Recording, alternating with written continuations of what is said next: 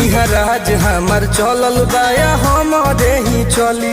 ढेर अइले गइले गुंडा माफिया कटने बाहुबली, केहू के बस के चीज नइखे।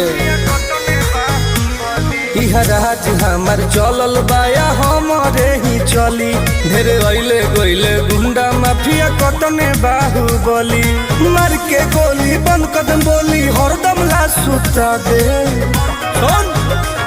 माहौल जवन बदली ओहके दुनिया से उठा दे। माहौल जवन बदली ओहके दुनिया से उठा दे।